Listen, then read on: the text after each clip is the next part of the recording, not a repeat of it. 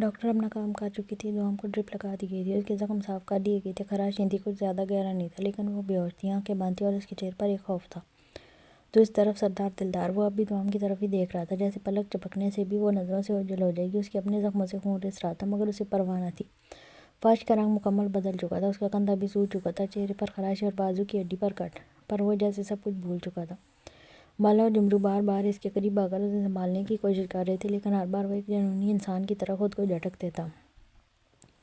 سردار، یہ خون بند کروائیں، آپ کا خون بہت زیادہ ضائع ہو رہا ہے، آپ کو کمزوری ہو جائے گی، آپ بے ہوش ہو سکتے ہیں، زخم بہت زیادہ گہرا لگ رہا ہے، آپ کا کندھا سوج رہا ہے، ممکن ہے بازو کی ہڈی پر بھی فرق پڑا ہو، ڈاکٹر کہہ رہی تھی۔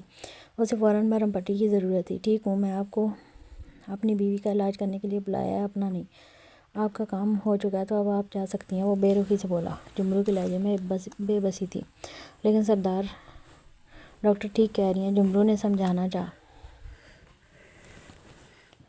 تو مجھے مت سمجھاؤ، اگر اتنا مسئلہ ہے تو دفع ہو جاؤ یہاں سے۔ سردار کا لہجہ بے حد کٹھور تھا، لیکن اس کی آنکھوں میں ایک سچی بے قراری تھی۔ سردار، تمہیں کچھ ہو جائے گا تو ہمارا کیا ہوگا؟ بالا نے بے بسی سے کہا۔ مجھے کچھ نہیں ہوا، اگر کچھ ہوا ہے تو صرف میری دوام کو، باقی سب کچھ بکواس ہے، یہ زخم، یہ خون کچھ معنی نہیں رکھتے۔ ڈاکٹر پیچھے کھڑی تھی، وہ ایک عام سی عورت تھی، مگر سردار کی یہ حالت دیکھ کر اس کے بھی قدم لرزنے لگے۔ سردار جی، معاف کیجیے گا، لیکن اگر آپ نے زخموں پر توجہ نہیں دی تو انفیکشن ہو سکتا ہے، جسم کمزور ہو سکتا ہے، آپ کو علاج کروانا پڑے گا۔ وہ اسے سمجھانے کی کوشش کر رہی تھی، لیکن وہاں سے سننا کون چاہتا تھا؟ اس کی نظریں دوام پر تھیں، وہ ہر چیز کو نظر انداز کیے، نگاہیں اس کے بے جان وجود پر جمائے تھا۔ ڈاکٹر پیچھے ہٹی۔ یہ شخص تو پاگل ہے، وہ بڑبڑائی، لیکن اس کی بڑبڑاہٹ سن کر اچانک بالا کا پارا چڑھ گیا۔ پاگل نہیں ہے، عاشق ہے، اور ایسا عاشق جو اپنی محبت کے لیے جان بھی قربان کر دے۔ اس نے غصے سے ڈاکٹر کو پیچھے کیا اور خود دلدار کے پاس آیا۔ اب تو میں کچھ نہیں سنوں گا، تو سردار ہے، تو ہمارا حاکم ہے، اگر تجھے کچھ ہو گیا تو ہم کسی کے لیے جئیں گے؟ تو ہماری جان ہے، اگر یہ لڑکی تیرے لیے تیرا سب کچھ ہے تو ہمارے لیے ہمارا سب کچھ ہے، ہم تجھے اپنا کوئی نقصان نہیں کرنے دیں گے۔ حالت دیکھ اپنی، اگر تجھے یہاں کچھ ہو گیا تو سب کچھ ختم ہو جائے گا۔ اس کے لہجے میں بے تحاشا غصہ تھا، لیکن آنکھوں میں محبت کی نمی تھی۔ پھر اس نے ایک لمحہ ضائع کیے بغیر خود سردار کا بازو تھاما، زبردستی اس کی قمیض کا بازو پھاڑا اور وہاں لگے گہرے زخم پر دوا ڈالنے لگا۔ دلدار کی آنکھوں سے چنگاریاں برسیں، لیکن وہ خاموش رہا۔ یہ میرا حق ہے سردار، میں تجھے بچپن سے جانتا ہوں، میں تیرا یار ہوں، اور یار کبھی دشمنی نہیں کرتا، صرف درد بانٹتا ہے۔ جمرو بھی قریب آ گیا، اس نے دوسرے زخموں پر روئی سے دوا لگائی۔ سردار، ہم جانتے ہیں تمہیں کیا تکلیف ہے، ہم سب دوام بھابھی کے لیے پریشان ہیں، لیکن اگر تم کمزور ہو گئے تو دوام بھابھی کو کون سنبھالے گا؟ تمہاری اس تڑپ اور اس حالت نے باہر سرداری کی طاق میں بیٹھے سارے کتوں کے منہ کھول دیے ہیں۔ کہتے ہیں کہ سردار اب سردار نہیں رہا، عاشق ہو گیا ہے، اور عاشق سرداری نہیں کرتے۔ بالا نے مرہم لگا کر پٹی باندھی، ہاتھوں میں کپاڑ دی۔ سردار کی سانسیں بھاری ہو رہی تھی، لیکن زبان پر خاموشی طاری تھی۔ کر لی مرہم پٹی، مل گیا سکون، اب دفع ہو جاؤ، شکل گم کر اپنی ادھر سے۔ سردار نے آنکھیں بند کرتے ہوئے سرگوشی کی۔ تو بالا مسکرایا، نہیں سردار، میں نے صرف اپنا فرض نبھایا ہے۔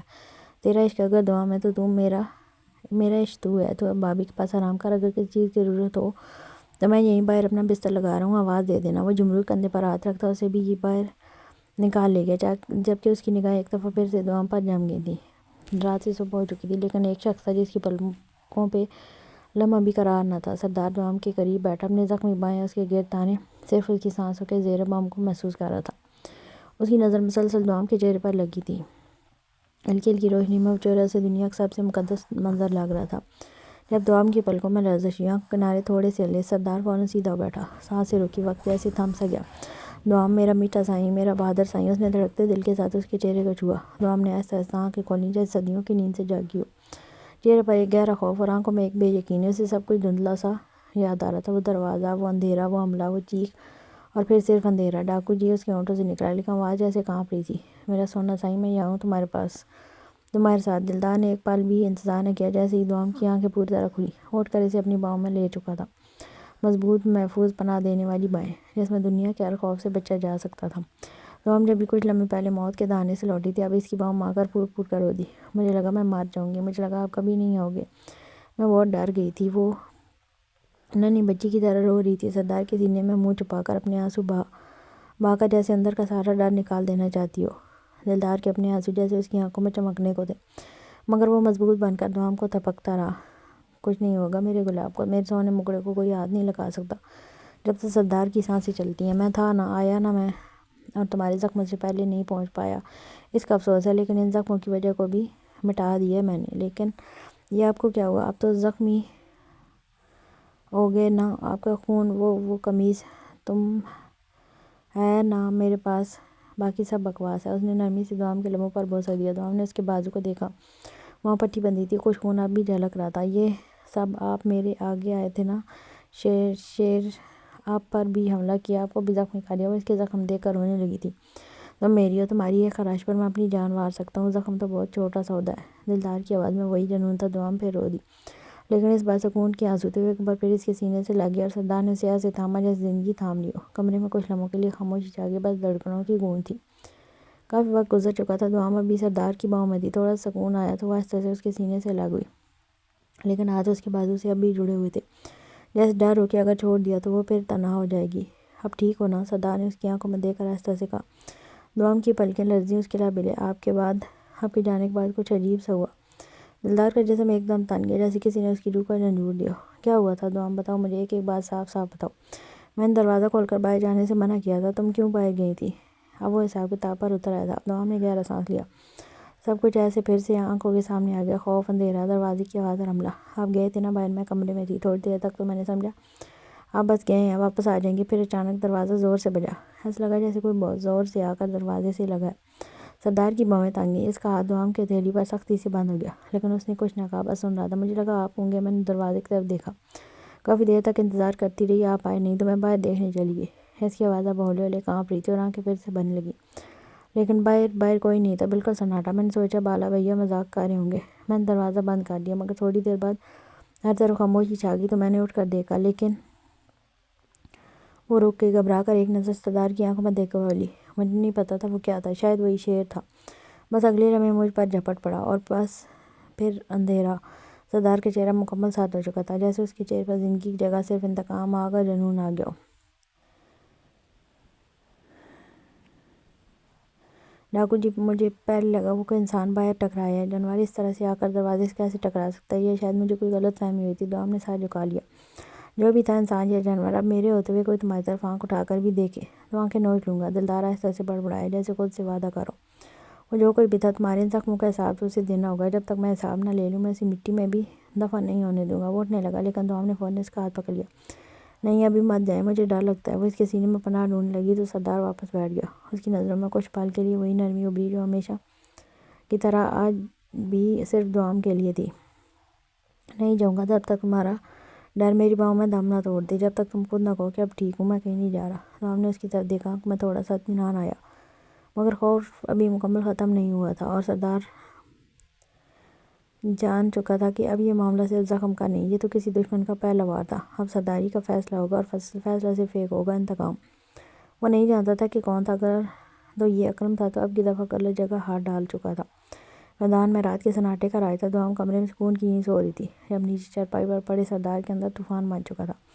سارا جسم زخمی، ہونٹوں پر خراش، بازو پر پٹی اور سینے پر چھپی اذیت، لیکن آنکھیں ابھی بے چین تھیں، نیند سے کوسوں دور۔ وہ تو بس ایک ایک لمحے کو دوام کی سانسوں میں توڑ رہا تھا۔ اچانک قدموں کی چاپ سنائی دی، جمرو تھا جو تیزی سے چلتا ہوا آیا اور ایک طرف کھڑا ہو کر سانس بحال کرنے لگا۔ سردار، میں خبر لے کے آیا ہوں۔ آواز دبی ہوئی تھی، لیکن اس میں وہ لرزش تھی جو خطرے کی گواہی دیتی ہے۔ سردار کی آنکھیں ایک دم جمرو پر پڑیں، خون اتر آیا آنکھوں میں۔ بول، کیا خبر ہے؟ آواز تھکی ہوئی تھی، لیکن اس میں وہی کڑک، وہی وحشت چھپی ہوئی تھی جو سردار کی پہچان تھی۔ وہ پولیس والا، انسپکٹر اکرم، وہ آیا تھا یہاں۔ ایک خبری نے بتایا کہ شام کو اسی علاقے میں چکر کاٹ رہا تھا، پھر جیسے ہی ہم لوگ قبیلے سے باہر نکلے وہ غائب ہو گیا، اور کل رات اس پر اسی جانور نے حملہ بھی کیا ہے۔ حملہ کسی پاگل شیر کا لگتا ہے، جمرو نے دبے دبے لفظوں میں بتایا۔ سردار کے چہرے کی رگیں تان گئیں، ہونٹ بھی بھینج گئے، آنکھوں میں سرخی اتر آئی۔ وہ اٹھ کر بیٹھا تو اس کی نظریں زمین میں گڑ گئیں، اس کی آنکھوں کے آگے وہ سب پلک جھپکنے میں گزر گیا۔ دوام کی چیخ، اس کا ڈر، اس کے زخمی کندھے پر بہتا ہوا خون، اور اس سب کے پیچھے وردی والا، ایک پولیس والا، اور وردی والے سے تو اس کی سانس نفرت کھاتی تھی۔ اس نے مٹھیاں بھینچ لی، جمرو کو دیکھا تو اس نے سر جھکا لیا، کسی چور کی طرح آیا، اسے سزا ملنی چاہیے، اگر مرد ہوتا تو سینہ ٹھوک کر آتا۔ چلیں اسے مردانگی کا مطلب سمجھا کے آتے ہیں۔ آواز میں زہر تھا، سانسوں میں زلزلہ۔ جمرو نے اس بات میں سر لایا۔ سردار کی وحشت لوٹ آئی تھی، دل زخمی تھا، جسم زخمی تھا، لیکن غیرت ابھی سانس لے رہی تھی، اور غیرت کا دشمن چاہے وردی میں ہو یا بغیر وردی، سردار کے قبیلے میں بخشا نہیں جاتا۔ گرد آلود سڑک پر دور سے گھوڑوں کی ٹاپیں، ٹائروں کی چرچراہٹ اور زمین ہلانے والی للکاریں سنائی دے رہی تھیں۔ پولیس اسٹیشن کے باہر دھول کا طوفان اٹھ رہا تھا۔ دروازہ دڑام سے کھلا۔ سردار دلدار یلغار کا چہرہ زخموں سے سجا ہوا، آنکھوں میں خون، ہاتھ میں بندوق، اور پیچھے اس کے قبیلے کے 10 جنگجو، ہر ایک کی کمر سے بندھی بندوقیں، آنکھوں میں انتقام۔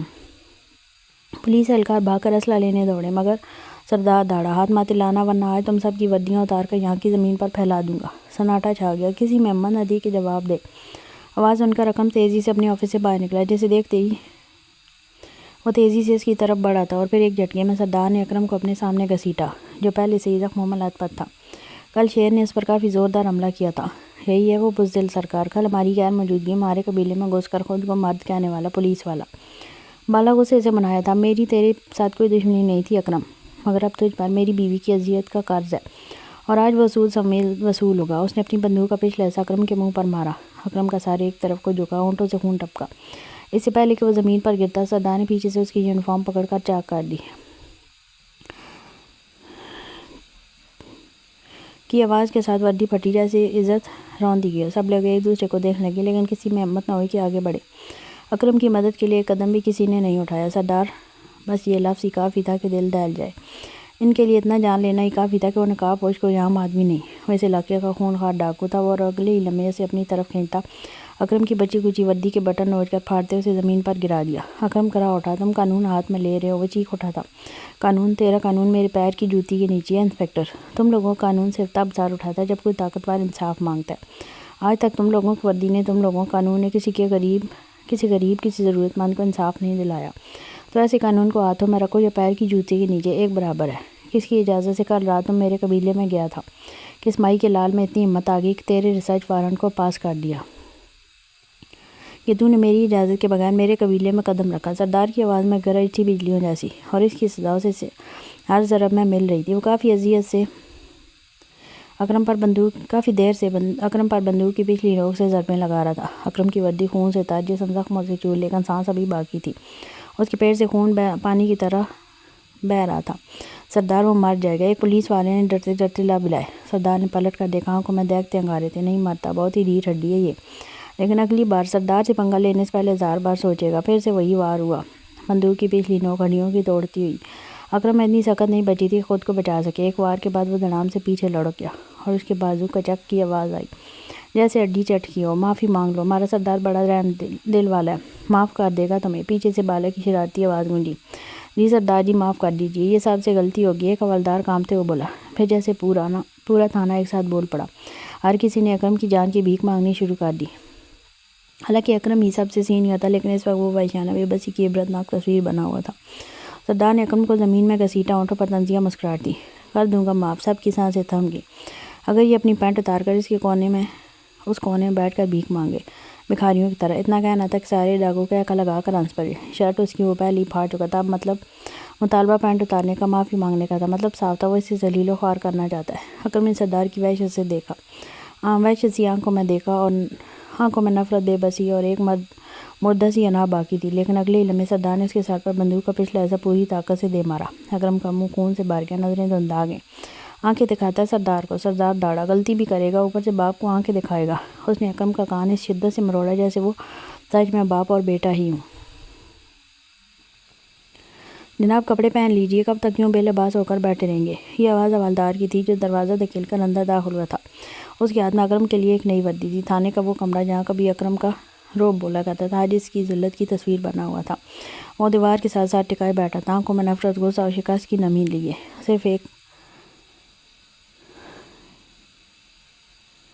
صرف ایک کالا نکر اس کے جسم پر باقی تھا، جو پتہ نہیں سردار نے کیسے چھوڑ دیا تھا۔ باقی سب کچھ سردار نے اتروا لیا تھا، وہ روب، وہ طاقت، وہ یونیفارم، سب کچھ، جس کا اکرم کو غرور تھا۔ اکرم نے آہستہ سے نظریں اٹھائیں، وردی کو دیکھا، پھر آنکھیں بند کر لیں۔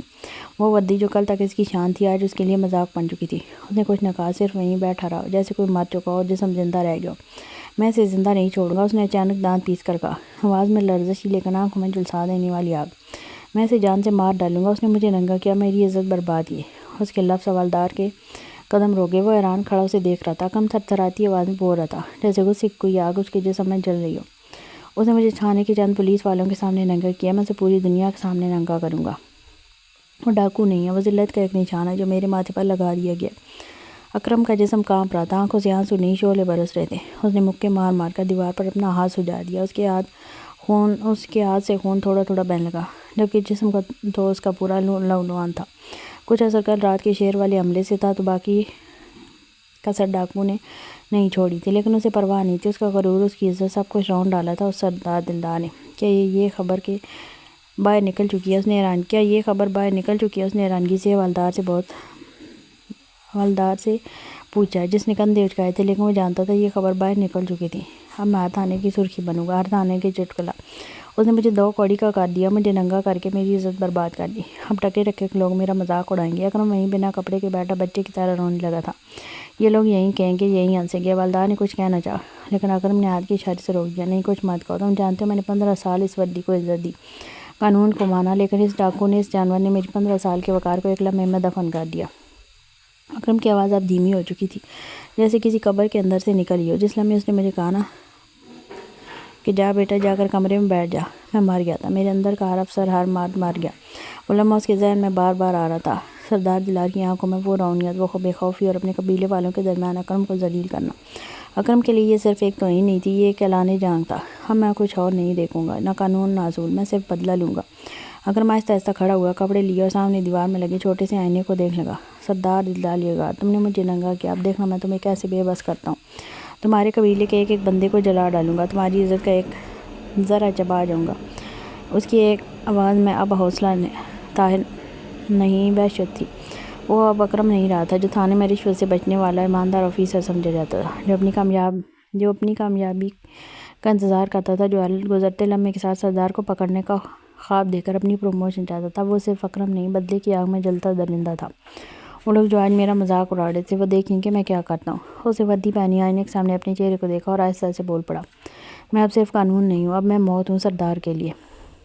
اسی لمحے تھانے کے باہر کوئی شور ہوا۔ اکرم نے کھڑکی سے جھانک کر دیکھا، کچھ پولیس والے اور آس پاس کے لوگ تھانے کے باہر جمع تھے۔ سب کا ایک ہی سوال تھا، کیا واقعی ایک ڈاکو نے انسپکٹر کو ننگا کر دیا؟ اکرم کی مٹھی سختی سے باندھ ہوئی، اس کی رگیں تن گئی۔ اب وہ دنیا کو دکھائے گا کہ جس نے اسے ننگا کیا وہ خود کیسے بے لباس ہوگا۔ سر، آپ پچھلے رستے سے یہاں سے نکل جائیں، اب آپ کا یہاں رہنا مناسب نہیں ہے، والدار نے اسے دیکھتے ہوئے کہا تھا۔ اس وقت اس کا نکل جانا ہی بہتر تھا۔ جس نے ایک والدار کو دیکھا اور وہاں سے نکل گیا۔ رات کا وقت تھا، پہاڑی قبیلے کی فضا میں خوشی کا شور گونج رہا تھا۔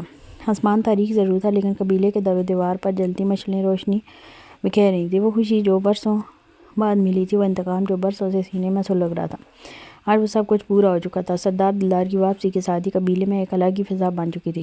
قبیلے کے دروازے سے جیسے ہی سردار اندر آیا، پہلا نعرہ بالا نے لگایا، سردار زندہ باد، اور پھر پورے قبیلے نے جیسے نعرہ دہرا دیا۔ چھوٹے بچوں سے لے کر بوڑھے بزرگ تک، سب کی آنکھوں میں ایک ہی جذبہ تھا، فخر۔ جمرو نے سب سے آگے ہو کر سردار کا استقبال کیا۔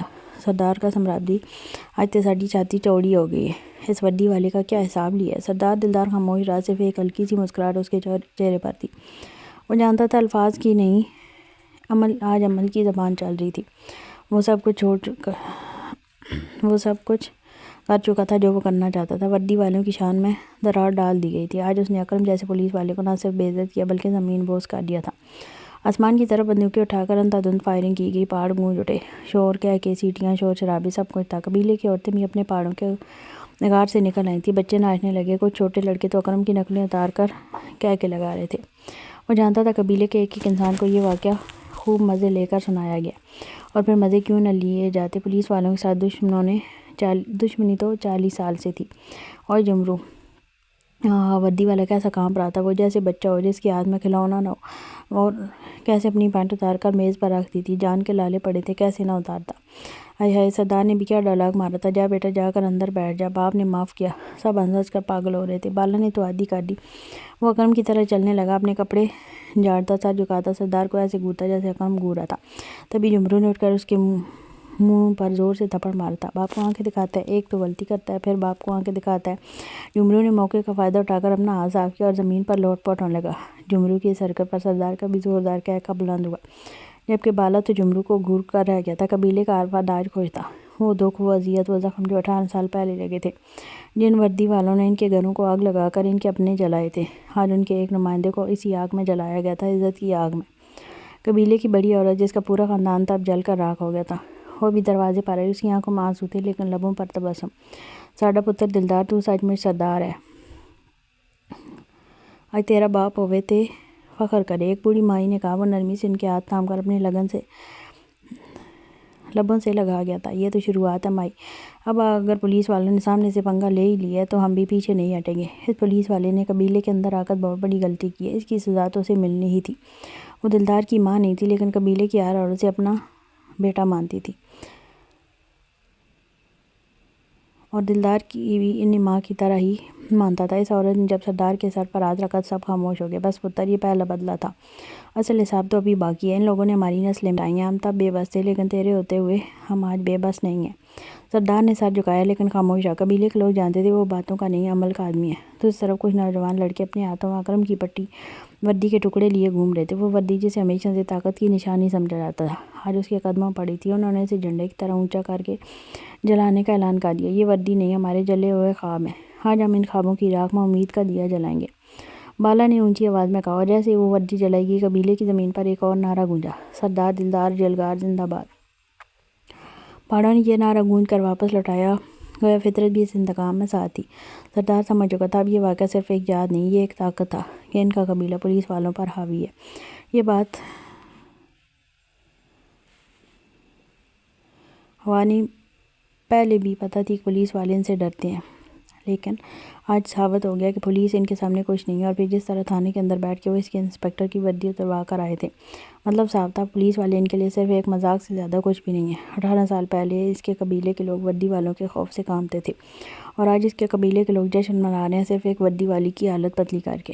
قبیلے کے جوان لڑکے جو برسوں سے انتقام کی تربیت لے رہے تھے آج پہلی بار ہنس رہے تھے۔ ان کی مائیں جنہوں نے اپنی شوہر اور بیٹوں کو وردی والوں کے ہاتھوں کھویا تھا آج شکر ادا کر رہی تھیں، ان کی دعاؤں کا نتیجہ سامنے تھا۔ سردار بہت دیر تک نہیں رکا، وہ سب کو سراہ کر ان کی ہنسی دے کر ان کی خوشی محسوس کر کے سیدھا اپنے کمرے کی طرف چلا گیا، کیونکہ اب ایک اور جنگ باقی تھی، ایک اور دشمن سامنے تھا، اور ایک نازک وجود، وہ دشمن جان جس میں اس کی سانسیں بستی تھی۔ لیکن قبیلے کی رات ختم نہیں ہوئی تھی، وہ رات قحطوں کی رات تھی، وہ رات ظلم کے خلاف جیت کی رات تھی، وہ رات ایک سردار کے نام لکھی گئی تھی۔ سردار خاموشی سے کمرے میں داخل ہوا، دھیمی روشنی میں دوام کا چہرہ بے حد معصوم لگ رہا تھا، لیکن اس کے چہرے پر چھائے خوف نے سردار کے دل کو ہلا کر رکھ دیا۔ وہ اس کی پلکوں کے نیچے چھپے ہوئے درد کو دیکھ کر دل سے محسوس کر رہا تھا کہ یہ خوف کل کی رات کا زہر تھا جو دوام کی روح میں گھس چکا تھا۔ اس کی آہستہ آہستہ سانسیں اور کبھی کبھار ہلکا سا کانپنا اس بات کا ثبوت تھا کہ وہ ابھی بھی اپنے کل رات کے حملے اور آنے والے خطرات سے بے حد ڈری ہوئی ہے۔ سردار اپنی جگہ پر کھڑا اسے دیکھتا رہ گیا، جیسے اس کا دل چاہ رہا ہو کہ وہ اس خوف کو اپنی مٹھی میں لے لے، دوام کے دکھ کو اپنے سینے میں دبا لے۔ وہ جانتا تھا دوام کے لیے یہ کتنی بے رحم ہے، مگر وہ بھی دوام کے لیے کہ یہ دنیا کتنی بے رحم ہے، مگر وہ بھی اتنا ہی بے بس تھا۔ دوام کی معصومیت نے سردار کے اندر چھپی ہوئی محبت کو جگا دیا، اور وہ جانتا تھا اسے اپنی پوری طاقت سے اس کی حفاظت کرنی ہے۔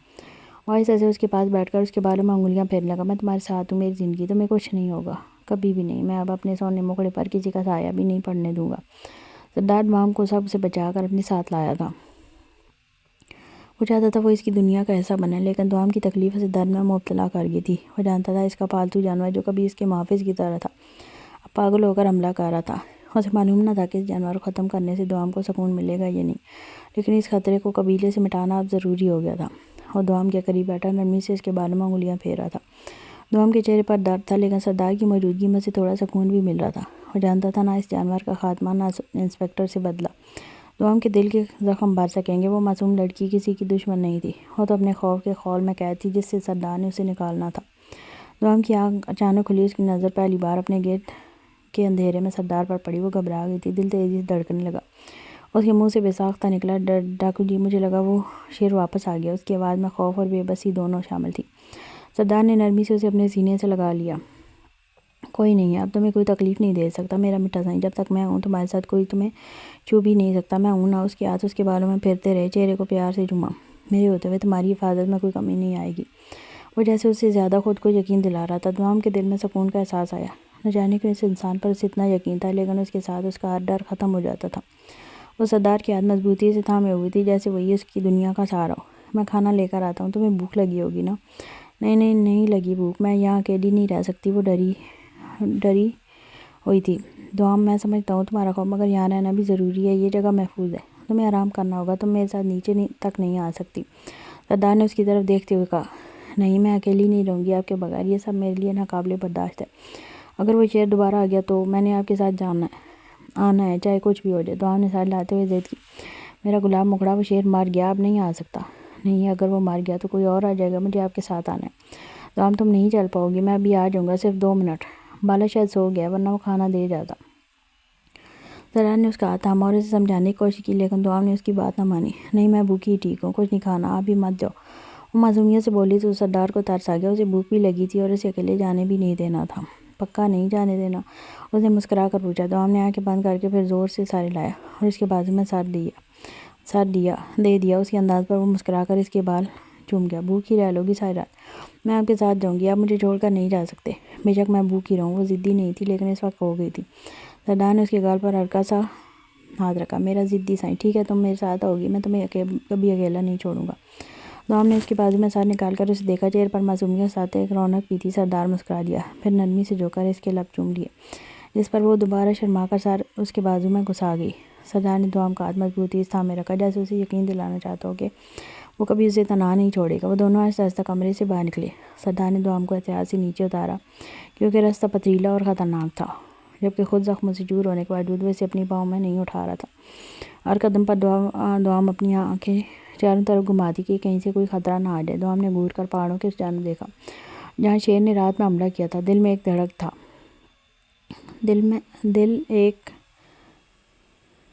دل ایک دم دھڑک اٹھا، جیسے وہاں سے پھر سے شیر آ نکلا۔ اس نے فوراً سردار کی دوسری طرف آتے اس کے گرد اپنا گھیرا بنایا، جبکہ سردار اپنا بازو اس کے گرد پھیلاتا اسے مزید اپنے قریب کر گیا۔ اس کی چور نگاہیں ہر طرف گھوم رہی تھیں۔ سردار کو اس کے معصوم سے ڈر پر پیار آیا تو اگلے ہی لمحے وہ اسے اپنی پاؤں میں اٹھاتا اپنے سینے سے لگا گیا۔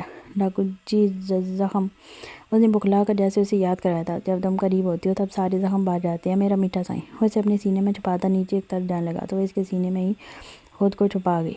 وہ دونوں کچن میں داخل ہوئے۔ کچن بڑا اور سادہ تھا، ہر طرف بڑے بڑے برتن رکھے ہوئے تھے، گوشت کی خوشبو ہوا میں مچلی ہوئی تھی، لیکن دوام کے لیے خاص طور پر الگ کھانا تیار کیا گیا تھا۔ سردار نے چمچ سے دوام کے لیے تیار کیا ہوا سالن نکالا۔ یہ تمہارے لیے خاص، تمہارے ذائقے کے مطابق، بغیر کسی گوشت کے۔ ویسے تم کیوں نہیں کھاتی گوشت؟ اس نے نرمی سے سوال کیا تھا، ارادہ صرف اس کا دھیان شیر سے ہٹانا تھا۔ مجھے اچھا نہیں لگتا، میرے بابا بھی نہیں کھاتے تھے، اور جو چیز میرے بابا کو پسند نہیں وہ مجھے بھی پسند نہیں۔ اس کے لہجے میں اپنے بابا کے لیے بہت محبت تھی۔ ماموں کو ہم زبردستی پکڑ کر کھلاتے تھے، وہ بے حد کم آواز میں بولا تو وہ حیرت سے اسے دیکھنے لگی۔ جو لوگ گوشت نہیں کھاتے ہم انہیں زبردستی گوشت کھلاتے ہیں، ہماری یاری نہیں نا ایسے لوگوں کے ساتھ، لیکن تمہارے ساتھ کوئی زبردستی نہیں، تم تو جان ہو میرا گلاب سائیں، تم اس معاملے میں آزاد ہو۔ مجھے نہیں کھانا، مجھے نہیں اچھا لگتا، وہ منہ بنا کر بولی جیسے وہ اسے زبردستی کھلا لے گا۔ اسی وقت کچن کے باہر کوئی آہستہ سے قدموں کی آواز آئی۔ دوام خوف سے اپنی جگہ سے اٹھ گئی اور سردار کے پیچھے چھپ گئی۔ اس نے پیچھے سے اس کی قمیض کو مضبوطی سے پکڑا تو ایک درد کی لہر سردار کے اندر اٹھی، جیسے اگنور کرتے ہوئے اسے اپنے بازوؤں میں لے گیا۔ سردار نے جلدی سے دروازے کی طرف دیکھا، کون ہے سامنے؟ باہر کی طرف کا آدمی کا سایہ دروازے پر کھڑا تھا۔ سردار نے سخت لہجے میں پوچھا۔ دوام نے سردار کے ہاتھ کو مضبوطی سے پکڑ لیا، اس کے چہرے پر خوف تھا۔ سردار نے یقین دلایا، دوام کچھ نہیں ہے، تمہیں کوئی نقصان نہیں پہنچائے گا جب تک میں ہوں۔ تم رکو، میں دیکھتا ہوں کون ہے۔ ڈونٹ وری میرا معصوم سا بزدل سائیں۔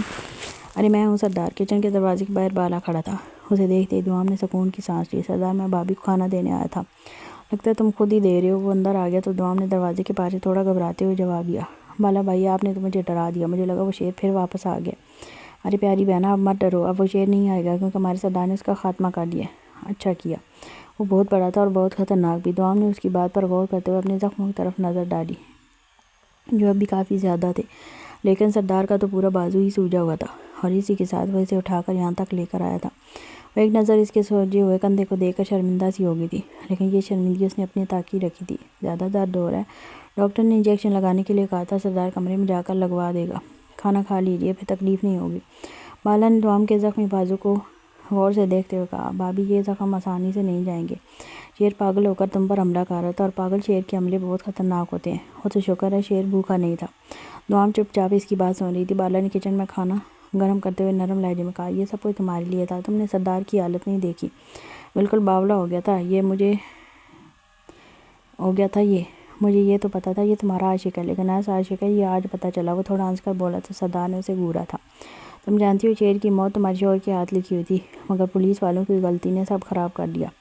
کون سا پولیس والا؟ دوام نے الجھن کے ساتھ پوچھا۔ کوئی پولیس والا نہیں، بس آرام کرو اور کھانا کھاؤ، سردار نے اس کے منہ میں نوالا ڈالتے ہوئے کہا۔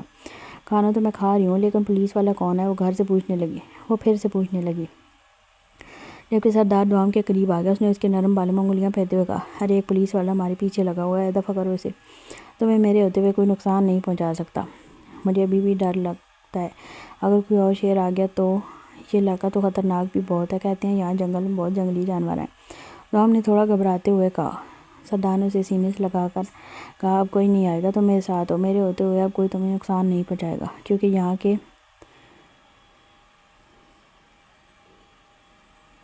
کی لاہاریاں اور جنگل بھی اس بات سے واقف ہے کہ سردار سے بڑا جنگلی یہاں کوئی نہیں ہے۔ وہ ایک نقطے پر گہری نظر جمائے سو ہی رہا تھا جب بالا ان دونوں کو ایک دوسرے کے اتنے قریب دیکھ کر کچن سے نکل گیا۔ رام کی آنکھوں میں آنسو تھے، مگر اس کے چہرے پر سکون بھی تھا۔ اس لمحے وہ سمجھ گئی تھی کہ چاہے حالات کتنے بھی مشکل ہوں، سردار کی حفاظت میں وہ محفوظ ہے۔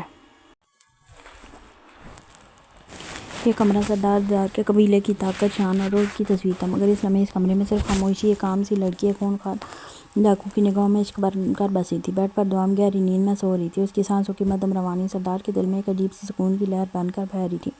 وہ قالین پر بیٹھا تھا، اس کے بالکل قریب، اس کی آنکھوں میں محبت کی تپش تھی جو اس دنیا سے چھپی ہوئی تھی، اس کی آنکھوں میں نرمی تھی جو شاید کبھی کسی نے دیکھی بھی نہیں تھی۔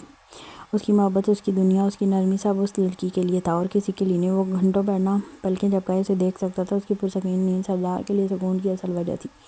آج اس کا ڈر کم ہوا تھا، روز کی طرح وہ نیند میں کانپ نہیں رہی تھی۔ سردار نے اس کے ہاتھ پر اپنا ہاتھ باندھ رکھا تھا، جیسے وہ اسے ہر ڈر سے بچا لینا چاہتا تھا۔ تبھی اچانک فون بجا تو سردار کی آنکھوں کے زاویے بدلے۔ یہ لمحہ اس کی بیوی کا تھا، اس کا نہیں۔ دنیا کی کسی آواز کا اس لمحے میں داخلہ ممنوع تھا۔ فون پر بالا کا نام چمکا۔ ایک لمحے کے لیے سردار کی مٹھیاں بند ہو گئی۔ بالوں پر ہاتھ پھیر کر اس نے خود کو سنبھالا اور فون اٹھایا۔ کیا بات ہے؟ میں نے تمہیں کیا کہا تھا؟ رات کے وقت مجھے ڈسٹرب مت کرنا۔ بالا، اس کے لہجے میں دبا دبا غصہ تھا۔ لیکن دوسری طرف بالا کی آواز نہیں آئی، صرف سانس آئی اور پھر درد سنائی دیا۔ سردار، ظلم پھر سے ہو گیا۔ سردار کی آنکھیں لمحہ بھر کے لیے بند ہوئی۔ بالا کی آواز میں اب کانپتی ہوئی بے بسی تھی جو ہر مرد کا کلیجہ چیر دیتی ہے۔ وہ بچی 12 سال کی تھی۔ سردار پڑوس کے گاؤں کی بڑی حویلی میں 10 دن پہلے کام پر لے گئی۔ مالک کی نیت گندی تھی، جانتے تھے سب، پر وہ بچی تھی یار، صرف 12 سال کی بچی۔ رات وہ نشے میں تھا، اسے نوچا، رون ڈالا، پھر جب وہ زندہ تھی اسے کنویں میں پھینک دیا۔ سردار کی نظریں دوام کے چہرے پر ٹکیں۔ وہ ابھی بے خبر سو رہی تھی اور دنیا میں کسی اور معصوم کی نیند ہمیشہ کے لیے ختم ہو چکی تھی۔ لاش ملی ہے؟ سردار بالا کی آواز اب لرز رہی تھی۔ رپورٹ میں کچھ نہیں لکھا، کہتے ہیں بچی گری ہے، کہتے ہیں کچھ نہیں ہوا۔ قانون پھر سے اندھا بن گیا۔ یہ وردی والے صرف امیروں کے تلوے چاٹتے ہیں۔ دلدار حرامی ماں باپ کو کہتے ہیں ثبوت دو کہ تمہاری بیٹی نوچی گئی ہے۔ بچی کو کنویں سے نکالا گیا، پوسٹ مارٹم کروانا چاہتے تھے ماں باپ، لیکن آواز دبا دی گئی، بچی کو دفنا دیا گیا۔ اب کیا وہ بچی خود قبر سے اٹھ کر بتائے گی کہ اس کے ساتھ کیا ہوا؟ سردار کی سانسوں میں ایک طوفان اٹھنے لگا۔ اس نے فون مضبوطی سے تھاما۔ اب تو بتا سردار، بالا کی آواز تھر تھراتی ہوئی نکلی ہے۔ اب تو بتا، کیا تو انصاف دلائے گا اس بچی کو؟ بتاؤ اب کیا کرنا ہے؟ تیری عدالت کیا فیصلہ کرے گی؟ کیا حکم ہے تیرا؟ یہ قبیلہ تیرا ہے، یہاں پتہ بھی تیرے حکم کے بغیر نہیں ہلتا۔ تو بتا، کیا تیرا قبیلہ ایسے درندوں کو صفحہ ہستی سے مٹانے کے لیے آگے بڑھے گا؟ اس کی بات سنتے ہی سردار اپنی جگہ سے اٹھا تھا، دوام کی پیشانی پر جھک کر بوسہ دیا، پھر کمبل اس کے کندھوں تک ٹھیک کیا، پھر وہ اسے تھوڑے فاصلے تک آیا تھا۔ لہجے اور آنکھوں کی محبت میں نفرت کی چنگاریاں ابھری تھیں۔ اس بچی کا خون اب میرے ہاتھوں کا قرض ہے۔ جس درندے نے اس کی چیخوں کو دبایا، میں اس کی ہر سانس روک دوں گا۔ جہاں قانون ختم ہوتا ہے وہاں سردار کا انصاف شروع ہوتا ہے بالا، اور یہی میرا فیصلہ ہے۔ نکلنے کی تیاری کرو، آج رات وہ حویلی نہیں، وہ قبرستان بنے گی اور میں اس قبر کا پہلا گواہ ہوں گا۔ سردار نے پتھریلا دروازہ کھولا۔ پہاڑوں کی گونجتی ہوا نے کمرے میں زوردار دستک دی، جیسے فطرت نے اعلان کر دیا ہو کہ سردار جاگ گیا۔ اس کے جسم پر اب بھی شیر کے پنجے کے تازہ زخم تھے، کندھے پر کپڑا بندھا تھا، ہونٹوں پر ایک ہلکی درخت جیسی کاٹ، مگر دل وہ انصاف کی آگ میں دہک رہا تھا۔ سردار نے ایک بار پیچھے مڑ کر دیکھا، دوام نیند میں مسکرا رہی تھی۔ اس نے آہستہ سے دروازے کو بند کیا تھا اور پھر آسمان کی طرف دیکھتے نیچے کی طرف قدم بڑھانے لگا۔ اے رات، تو گواہ رہنا، آج ایک بچی کے لیے انصاف زمین پر اترا ہے۔ نیچے قبیلے کے بڑے چٹانی میدان میں بالا اور دیگر وفادار ساتھی انتظار کر رہے تھے۔ بالا کا چہرہ سوخت، آنکھیں جلی ہوئی سی، ایسا لگتا تھا وہ تکلیف سے اندر ہی اندر مار رہا ہو۔ بالا، پرسکون ہو جاؤ، قبر دشمن کی کھلے گی، تمہارا یہ درد میں ضائع نہیں جانے دوں گا۔ اسے کہتے ہوئے سردار نیچے آیا۔ بالا ایک قدم آگے بڑھا۔ سردار، اس کی آواز میں اب وہی درد تھا جو دلدار کے لہجے میں آگ کا رنگ بھرتا تھا۔ ایسا لگتا ہے جیسے وہ بچی میرے ہاتھوں میں کانپ رہی ہے، جیسے پوچھ رہی ہو میرے ساتھ ایسا کیوں ہوا؟ میں صرف مزدوری کرنے آئی تھی، میں صرف 12 سال کی تھی سردار، وہ معصوم تھی۔ سردار کی مٹھیاں بند ہو گئیں۔ یہ درندے کیوں نہیں مرتے دلدار؟ بالا کی آواز ٹوٹ گئی۔ چند لمحے صرف خاموشی رہی، پھر سردار کے لبوں سے ایک سنسناتی گونج نکلی۔ قانون کیا کہتا ہے؟ قانون کہتا ہے کچھ مت کرو، ثبوت لاؤ، اور ثبوتوں کا کیا کریں گے؟ وہ جا کر حویلی والوں کے قدموں میں رکھ کر جلا دیں گے۔ میں تجھ سے فیصلہ چاہتا ہوں، تیرا اگلا حکم کیا ہے؟ تو بول کے ہم اس درندے کو دفنائیں گے۔ بالا اس وقت جذباتی ہو رہا تھا۔ سردار نے آسمان کی طرف دیکھا، ستاروں میں چمک نہیں تھی، جیسے وہ بھی شرمندہ تھے اس کا نام؟ سردار نے پوچھا۔ مالک کا نام حکمت خان ہے، بالا نے آہستہ سے کہا۔ پڑوس کی حویلی میں اکیلا رہتا ہے، قانون کو خرید لیا ہے۔ سردار کا چہرہ خاموش تھا، پھر اس نے گردن موڑ کر اپنے ساتھی کی طرف دیکھا۔ سب آدمی لے کر حویلی کا گھیراؤ کرو، کسی بندوق کی گولی نہ چلے جب تک میں نہ کہوں۔ حکمت خان کو میں خود سامنے لاؤں گا، اسے وہی درد دوں گا جو اس بچی نے سہا، پھر میں اس کو خود قبر کھودوں گا، زمین انصاف دیکھے گی۔ بالا کی آواز بھی بدل گئی۔ میں تیرے ساتھ ہوں سردار، میں صرف حکم کا انتظار کر رہا تھا۔ میں اس بچی کی قبر پر خود جا کر فاتحہ پڑھوں گا، لیکن اس سے پہلے میں اس کی چیخ کا جواب دوں گا۔ سردار آگے بڑھا، ہر قدم کے ساتھ قبیلے کے لوگ بھی پیچھے پیچھے ہو لیے۔ بالا، سردار نے کہتے ہوئے پیچھے دیکھا، قانون صرف کتابوں میں انصاف کرتا ہے، آج پہاڑ پر قبیلے کا انصاف بولے گا۔ آج ہم اس بچی کی قبر پر لکھیں گے، یہاں وہ دفن ہے جس کا قاتل قانون سے بچ کر سردار کے ہاتھوں مارا گیا۔ رات کا آخری پہر، فضا میں دھند سی چھائی تھی اور پڑوس کے گاؤں کی حویلی اب بھی روشنیوں سے جگمگا رہی تھی، جیسے وہاں جشن ہو۔ جبکہ موت اسٹیشن دروازے پر دستک دینے آ رہی تھی، سردار گھوڑے پر سوار تھا، پیچھے بالا اور اس کے ساتھی خاموش لیکن تیار تھے۔ حویلی کے مرکزی دروازے پر 2 محافظ کھڑے تھے۔ ایک لمحے میں دونوں کے منہ پر ہاتھ پڑا، گردنیں مڑی اور پھر صرف سانسیں تھیں جو تھم گئیں۔ سردار دروازے کے بیچ کھڑا ہوا اور دروازے پر زور سے ہاتھ مارا۔ حکمت خان، دروازہ کھولو! جبکہ اس کی پکار کے ساتھ پوری حویلی لرزی۔ تیرا انصاف آ چکا ہے، باہر نکل۔ ڈاکو اندر داخل ہوئے، اندر بھاگ دوڑ مچ گئی۔ کچھ نوکر کھڑکیوں سے جھانکنے لگے، کچھ نے فون اٹھایا، پولیس کو کال کی، لیکن قبیلے کے لوگ پہلے سے سگنل جام کر چکے تھے۔ اندر سے گارڈز نکلے، لیکن وہ سردار کے لوگوں کے سامنے کھلونا تھے۔ سردار نے بغیر نظر ملائے کہا، بالا! حکم سردار، یہاں سے چیخ نہیں، دھماکہ سننا چاہتا ہوں۔ تو جانتا ہے نا کیا کرنا ہے؟ بالا نے ہاتھ اٹھایا، اس کے بندے حویلی کی دیوار پر لانگ چکے تھے۔ وہ تیز قدموں سے چلتے ہوئے حکمت خان کے کمرے کے دروازے پر تھے۔ بالا نے کمرے کا دروازہ لات مار کر کھولا۔ حکمت خان نیم نشے کی حالت میں بستر پر لیٹا ہوا تھا، چند محافظ بے چینی سے کھڑے تھے۔ سردار اندر داخل ہوا، ہر قدم پر کمرہ لرز رہا تھا۔ حکمت خان نے آنکھیں کھولی۔ کون ہو تم لوگ؟ کس کی اجازت سے آئے ہو؟ میں سردار دلدار، لیکن تیرے لیے زہر ہوں۔ سردار کی آواز پتھروں جیسی ٹھنڈی اور بھاری تھی۔ اور جس اجازت کی تم بات کر رہے ہو، کیا وہ اجازت تم نے 12 سالہ بچی کی جسم سے لی تھی؟ حکمت خان کا رنگ فاق ہو گیا۔ کون سی بچی؟ میں کچھ نہیں جانتا۔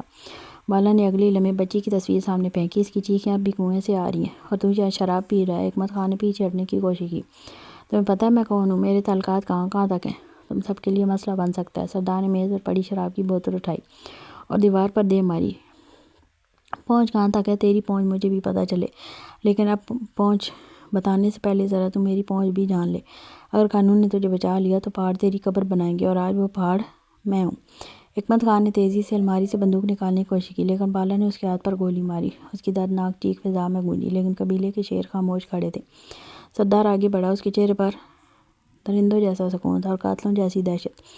یہ تیرے لیے سزا نہیں، یہ تیرے لیے فیصلہ ہے۔ تو صرف ایک درندہ نہیں، تو بدبو ایسے انسان کی جو کمزوریوں کو دفناتا ہے۔ سردار نے گردن موڑ کر حکم دیا، اسے لے چلو اور گاؤں کے بیچ میں باندھ دو۔ کل سورج اس پر طلوع ہوگا اور قبیلہ گواہ ہوگا کہ اگر قانون مر جائے تو سردار کا انصاف زندہ ہے۔ حویلی کی وہ رات جب ظلم چیخ رہا تھا اور انصاف سردار کی آنکھوں میں جل رہا تھا۔ حکمت خان کے ہاتھ بندھے، منہ سے سسکیاں نکل رہی تھیں، بدن پر زخموں کے نشان تھے، لیکن سردار کی آنکھوں میں ایک لمحے کو بھی رحم نہیں تھا۔ یہی جگہ ہے۔ سردار نے حویلی کے بیچوں بیچ صحن کی طرف دیکھا، جہاں رنگین پتھر لگے ہوئے تھے، جہاں اس ظالم نے بچی کے خواب روندے تھے۔ یہی زمین اس کا انجام بنے گی۔ بالا آگے بڑھا۔ اس کے پیچھے قبیلے کے مضبوط ہاتھوں والے 3 جوانوں نے پاوڑا کو دال اور خالی خاموشی اٹھا رکھی تھی۔ سردار نے سر ہلایا اور زمین کھودنا شروع ہو گئی۔ پتھر ہٹے، مٹی چیخے اور ہر ایک کو دال ظلم کا چیرا کھولتی چلی گئی۔ حکمت خان کے ہاتھوں میں کپکپی تھی۔ میں پیسے دوں گا، زمین، گاڑیاں، ہر چیز تمہاری۔ وہ لالچ دے رہا تھا۔ زمین اور حویلی تمہاری نہیں تھی، وہ بچی کا خواب تھی جسے تم نے توڑ دیا۔ اب وہی زمین تجھے نکلے گی۔ سردار کی آواز گونجی۔ گڑھا مکمل ہوا، ایک گہرا سرد اور خوفناک گڑھا۔ سردار نے آنکھوں سے اشارہ کیا اور حکمت خان کو ایک جھٹکے میں اندر پھینکا، جس کی سانس ابھی باقی تھی۔ وہ چیختا رہا، چلاتا رہا، لیکن بالا نے اس پر مٹی ڈالنا شروع کر دی۔ ایک ایک پاوڑا، ایک ایسا لگا جیسے انصاف خود خاک ڈال۔ اور یہ قبر نہیں، یہ نشان ہے ہر اس درندے کے لیے جو سمجھتا ہے کمزور چیخ نہیں سکتے، لیکن سردار چیخیں سنتا ہے۔ سردار قبروں کو جواب دیتا ہے۔ سردار کی سرد آواز گونجی اور حویلی کا صحن لرز گیا۔ پھر سردار نے اپنے ہاتھ سے آخری مٹھی مٹی ڈالی، پیشانی پر خون کا پسینہ صاف کیا۔ زمین نے اسے لے لیا، اب یہیں دفن ہوگا، اور حویلی اس کے جرم کی گواہ بنے گی تا قیامت۔ رات کے سناٹے میں ہر چیز سو چکی تھی، سوائے اکرم کے اندر جلتے اس الہ کے، جو نہ نیند مانگتا تھا نہ رحم۔ قبیلے کے باہر کھڑا وہ چپ چاپ پہاڑوں کو دیکھ رہا تھا۔ دھوئیں جیسی سرد ہوا چل رہی تھی۔ حوالدار پاس آ کر سرگوشی میں بولا، صاحب میرا خیال ہے آپ کو ڈاکوؤں سے پنگا نہیں لینا چاہیے، پہلے بھی انہوں نے آپ کے ساتھ وہ بات دوری چھوڑ گیا۔ اکرم کی زور خان کے اس پر جم گئی. بول دو تم بھی, خاموش مت رہو, تمہارے لفظوں میں بھی اگر میرے لیے توہین ہے تو کہہ دو. سب کہہ چکے ہیں, تم بھی مکمل کر لو. حوالدار نے نظریں جھکا لیں. جناب میں صرف آپ کا خیر خواہ ہوں. اگر آپ سمجھتے ہیں کہ یہاں اگر کچھ حاصل ہوگا تو میں یہاں ہی آپ کا انتظار کروں گا. اگر کچھ ہوا تو آپ کو اطلاع دے دوں گا. اکرم نے کوئی جواب نہیں دیا, بس قبیلے کے حدود کو پار کر گیا اور اندھیرے میں غائب ہو گیا. قبیلے کے اندر خاموشی تھی, نہ مرد نہ جانور, بس ایک سناٹا جو اکرم کے ارادوں کو مزید واضح کر گیا. وہ ہر طرف دیکھ رہا تھا, کبھی لمبے میدان کی طرف, کبھی پتھریلے پہاڑوں کی اونچائی کی طرف. پھر وہی نظر پہاڑوں پر موجود اس چوٹی پر جا رکی جہاں سردار کی دنیا بستی تھی. اکرم کے لبوں پر ہلکی سی زہریلی مسکراہٹ ہوئی اور قدم اس طرف چل پڑے. دوام کو نیند میں کسی انجان آہٹ نے چونکا دیا. آنکھ کھلی تو کمرہ مکمل خاموش تھا, ایسا سکوت جو صرف قبرستانوں میں ہوتا. اس نے ادھر ادھر دیکھا, سردار کہیں نظر نہیں آیا. ڈاکو جی, اس نے ہولیوں سے پکارا مگر جواب ندارت. دل کی دھڑکن ایک دم سے تیز ہو گئی, وجود میں سنسناہٹ دوڑ گئی, جیسے ہر دیوار ہر چیز اچانک اجنبی لگنے لگی ہو. وہ تو کبھی مجھے تنہا نہیں چھوڑتے, تو کہاں گئے وہ؟ کمرے میں نہ اس کی خوشبو تھی, نہ قدموں کی آہٹ, نہ سانسوں کی گرمی, کچھ بھی نہیں. ایک دم سے ایسا لگا جیسے کمرے کی ہر دیوار اس پر جھکنے لگی ہو. وہ خوفزدہ ہو کر اٹھ بیٹھی, کمبل اس کے وجود سے نیچے گرا, قدم فرش پر رکھے, روح تک میں کپ کپی دوڑا دی. نہیں ڈاکو, ایسا نہیں کر سکتے. وہ جانتی ہیں مجھے اکیلا اندھیرے سے ڈر لگتا ہے, تو وہ مجھے اس طرح چھوڑ کر کیوں جائیں گے؟ دل کی دھڑکن اب تیز سے تیز تر ہو رہی تھی.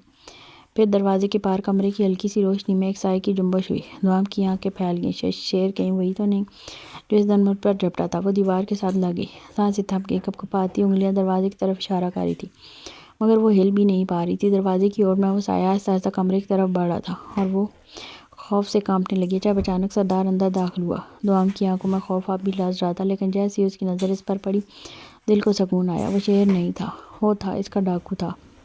ڈاکو جی, وہ تیزی سے بھاگی, پردے کو پیچھے چھوڑتے ہوئے اس کی طرف لپکی اور سیدھا اس کے سینے میں سمٹ گئی. سردار نے فوراً اپنی بائیں کھول دی تھی, جیسے وہ خود برسوں سے اس پل کا انتظار کر رہا. دوام اس سے لپٹی, مگر اگلے ہی لمحے جیسے وہ سارے جذبات, شکوے, خوف, ناراضگی سب ایک ساتھ اس پر برسنے لگی. آپ تو بہت محبت کرتے ہیں نا مجھ سے؟ اس نے اس کے سینے پر ہلکا سا مکہ مارتے ہوئے پوچھا. تو پھر ایسے کیسے مجھے اکیلا چھوڑ کر چلے گئے؟ میں ذرا سو کیا گئی اور آپ مجھے تنہا کمرے میں چھوڑ کر چل دیے. اس کی آواز تھرتھرا رہی تھی, غصے اور خوف کی ملی جلی شدت میں.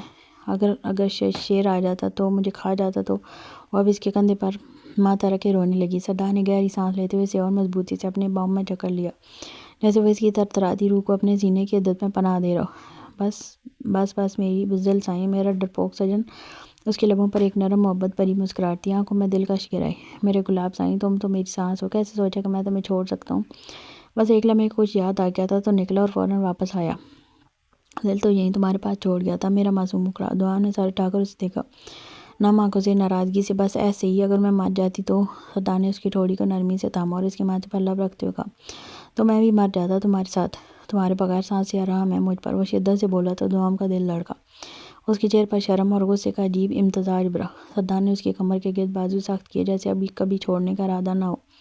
تم نے سوچا بھی کیسے کہ میں تمہیں چھوڑ کر جا سکتا ہوں؟ وہ اس کے نازک چہرے کو اپنی بڑی مضبوط ہتھیلی میں سمیٹے مدھم آواز میں بولا. دوام کی آنکھوں میں آنسو بھر آئے, دل ابھی تک لرز رہا تھا. میں اٹھی تو آپ تھے ہی نہیں.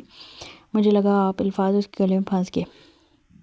وہ اس کے لبوں پر انگلی رکھتا آہستہ سے مسکرا دیا.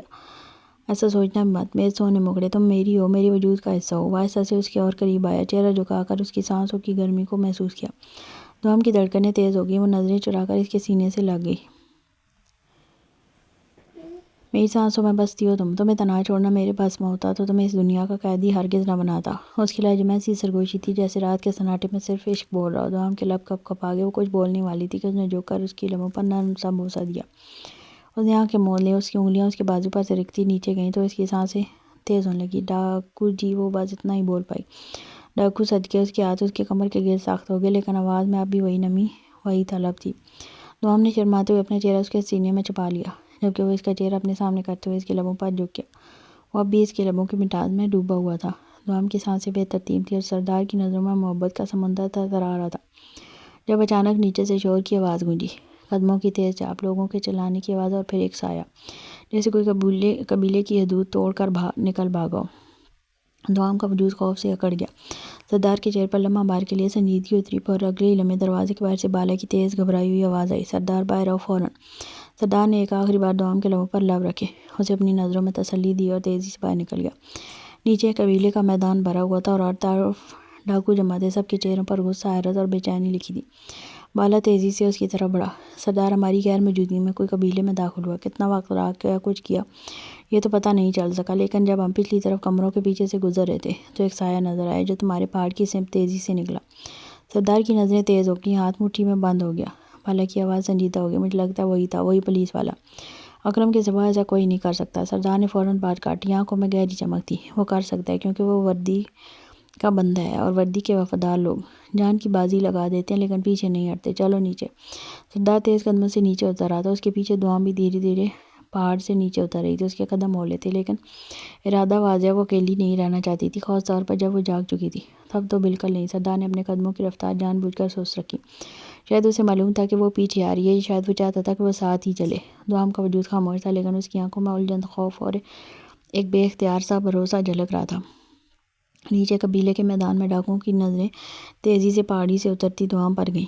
عورت کبھی اس طرح کے معاملات میں شامل نہیں ہوئی تھی، لیکن کوئی کچھ نہ بولا۔ معاملہ سنگین تھا لیکن فی الحال سب نے خاموش رہنے کو بہتر سمجھا، کیونکہ دوام کے سامنے یہ نہیں بتایا جا سکتا تھا کہ سایہ اس پہاڑی کی سمت سے نکلا ہے جہاں سردار دوام کے ساتھ تھا۔ ایسے نازک لمحے میں بالا کا صرف ایک ہلکا سا اشارہ کافی تھا۔ سب ڈاکو اپنی جگہ خاموش ہو گئے، نہ کوئی بات، نہ کوئی سوال، نہ کوئی شک۔